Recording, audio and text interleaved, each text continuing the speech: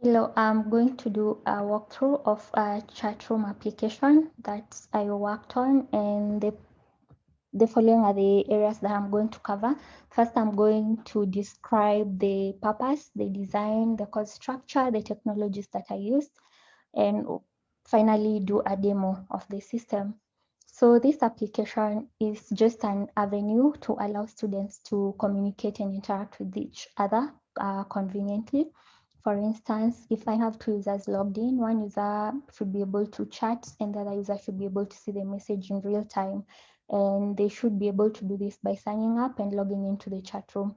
And when they log out and they log back in again, they still should be able to see all the previous messages that they had before. So on the design, I follow the MVC where I have my models, my views, and my controllers. On the code structure, I worked on separation of concerns where I have the related logic stored in different folders that's in one particular folder.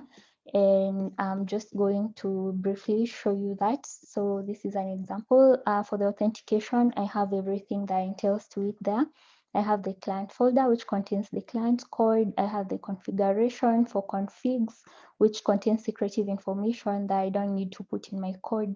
I also have my models for the chats and the users, and I have node modules, which has all the packages information, the public folder, which contains all the static files for my application, and the styling. I have the routes, which have the chats and the users that contain the login and register routes. I have my views, and here I have a subfolder for the partials. These are just the files that are including all the other EJS files, and it allows me to minimize code repetition because I can be able to just include them. As you can see, this is the footer and this is the header. So, and then I have the chatroom JS, which now calls the partials.footer, just includes the code, and I have the login as well as the register. I also have the .git ignore to ignore my node modules files because I don't want to commit them. And I have the app.js, which is main entry point for my application, the package.js, which contains all the dependencies that are required for this application. And finally, I have the README, which just gives us an explanation of what this application is about and what is really happening. So these are the references that I used. And then at this point, I'd just like to walk us through the demo. So my server is currently up and running, as you can see through npm run dev. And this is my DB schema. And these are the two files. So I'm using Chrome and I'm using Safari browser to simulate the two users. So I have, let's create a username Diane, and then Diane at gmail.com, and then give her a password and register her. And let's create a new user, Celine, and Celine at gmail.com, and let her register. And then we will wonder what happens when I try to register with a user who's currently in existence. You shouldn't allow that. Why? Because the username should be made unique as well as the email address. So if I try this, it will automatically tell me that the username already exists.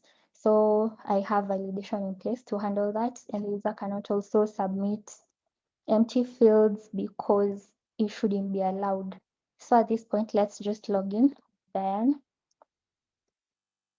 and give her the password. And when she joins the chat, you see you joined. And for the username, Celine, let's log in with Celine also and give her the password. Yep, Celine is also joined, and Diane can see Celine joined. So Diane decides to say, hi, Celine. Long time no see. Celine will be able to see that, and she will say, hello, Dan. It's been really, yeah, it's been really long. And you can see I've done color encoding whereby if you're the current user and you're chatting, the text appears to be in blue, and then all the other users' texts appear to be in the other color so that the user can be able to easily chat through. And what happens when we paste in long texts?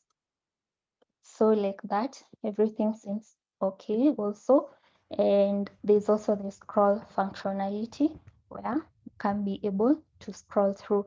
And worry not, you'll say, okay, so I joined and now I'm not able to see the text. What happens in that case? If you text, I've handled this automatic scroll using jQuery, so it automatically pushes and scrolls for you. So no worries on that. And I can as well log out. And when I log back in, let's log Celine back in. Everything seems fine, and she can be able to see all the chats that were there and can say, hey, I can automatically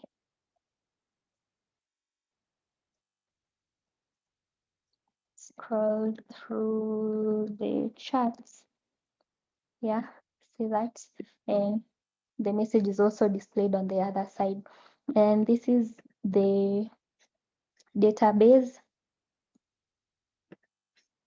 You have the chats collection. You see all the chats are persisted, and we also have all the users, the 2 users that we registered. So thank you for staying with me, and this is the end of the demo. Thank you.